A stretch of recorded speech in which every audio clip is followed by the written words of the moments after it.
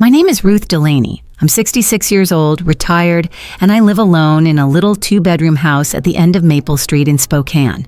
It's quiet here, just me, the creaky floorboards and the ticking of the old clock that hasn't kept time right since '94. I spend most of my days making things with my hands. Cards, photo frames, the occasional quilt when my arthritis doesn't flare.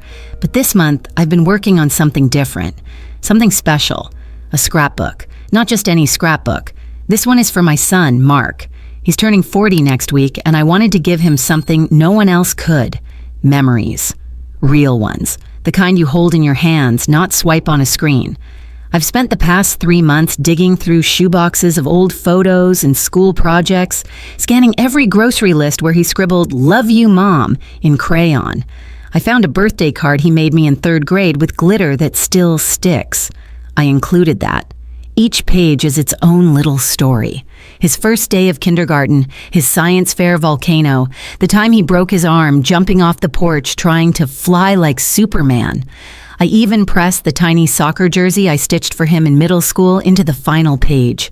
I tied it all together with leather twine and slipped a note inside the cover.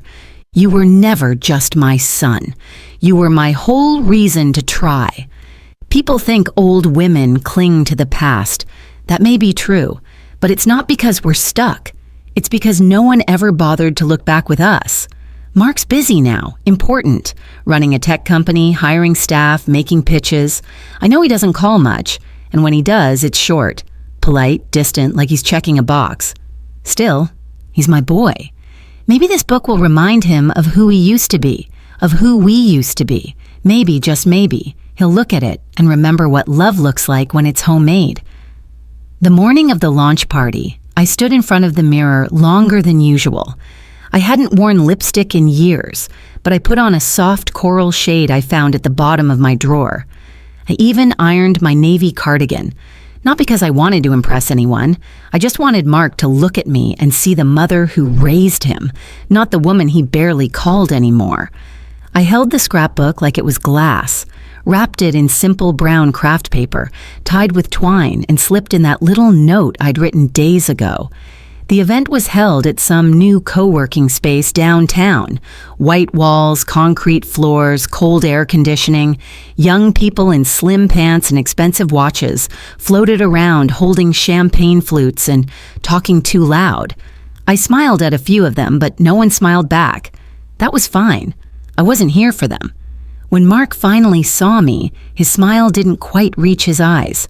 "Mom, you made it," he said, like I was an old neighbor, not the woman who packed his lunch for 12 straight years. He leaned in for a quick hug and went back to greeting donors. I waited until things settled, then quietly handed him the gift. "Oh, wow," he said, unwrapping it in front of a group of colleagues. I didn't mean for him to open it right then, but I didn't stop him either. He flipped open the first page, frowned slightly, and let out a laugh. "Mom, you made this?" he said, eyebrows raised. "Like, by hand?" People glanced over. Someone chuckled. Mark shook his head, grinning like he was in on a joke. "Looks like something from a 5th grade art class." I froze. He held it up, thumbing through the pages quickly, carelessly, like it was nothing. "Very sentimental," he added, the way someone says a dish is interesting when they don't like it. Laughter. Quiet, but it cut deeper than if they'd shouted. I stood there, silent, my hands suddenly heavy. I didn't cry. I didn't argue. I didn't even breathe too loud. I just smiled, a small, hollow smile. The kind you wear when you realize something has quietly broken, but no one notices the sound. I didn't cry in the car. I thought I would. I even put a napkin in my coat pocket before I left Mark's party, just in case. But when I got home, I didn't cry. I just sat in the driveway, hands still on the wheel, headlights shining at the closed garage like they were waiting for permission to move on. Inside the house, the silence hit me like a wave. No music, no voices. Just the faint hum of the refrigerator and the soft creak of my bones as I lowered myself into the kitchen chair. The scrapbook was gone. So was the hope I'd wrapped inside it. I made tea out of habit, not desire. Let the water boil too long. poured it into the chipped floral mug Mark had given me back in college, before he got too busy to remember things like birthdays. The steam fogged my glasses, and I just watched it rise. The next morning, Mark called, said he was sorry if he embarrassed me, said he was just trying to keep it light for the crowd. Then he asked if he could come by and pick up the original files for the photos, said he wanted to make a digital backup. I didn't know what to say. My throat felt tight, but I said yes. I told myself maybe he meant well. Maybe the party just got the better of him. Maybe my generation takes things too personally. When he came to get the files, he brought coffee, the expensive kind. Talked about how crazy things had gotten at work, said the scrapbook was cool after all, just a bit much in front of investors. He gave me a quick hug and left. I watched his car pull away, taillights glowing red against the early dusk. I wanted to believe him. I really did, but something felt off, like the air after a storm. Quiet, but not clean. That night, I sat by the window, rocking slowly. My hands rested on my lap, palms open like I was still holding something. But they were empty. And for the first time in a long, long time, I felt it too. It happened on a Thursday. One of those gray, forgettable afternoons where nothing feels urgent until it is. I was trying to print a recipe from my email, some new variation of lemon bars I'd bookmarked. My old desktop wasn't cooperating as usual, so I grabbed Mark's laptop from the dining table. He'd left it there during his last visit, said he'd be back for it later.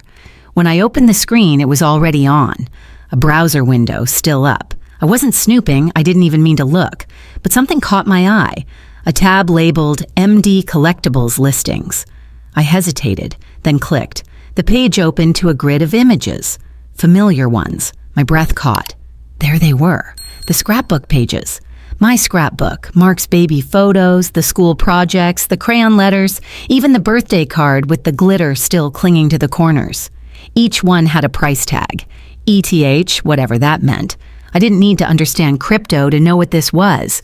He'd taken the pages, scanned them, digitized them, and listed them for sale online. The description read, Vintage Family Memory Series, emotionally rich, artistically nostalgic, own a piece of legacy. I stared at the screen so long my eyes blurred. He didn't just laugh at my gift. He didn't just brush off my effort. He sold it. He sold my love like it was a garage sale item dressed up in digital polish. I didn't slam the laptop shut. I didn't scream. I just sat there, both hands gripping the edge of the table like it might float away. It wasn't just the betrayal, it was the calculation. He'd called me sentimental, old-fashioned, and then he cashed in on it. For a moment, I wondered if I was overreacting. Maybe this is what people do now. But no, this wasn't sharing. This was selling what wasn't his to sell. Later that night, I pulled out the envelope with the $41,000 I'd been saving. His future, his startup backup plan. I didn't tear it, I didn't burn it. I just quietly wrote a new label on the front. For Ruth. I didn't confront Mark, not because I was afraid, but because I was tired.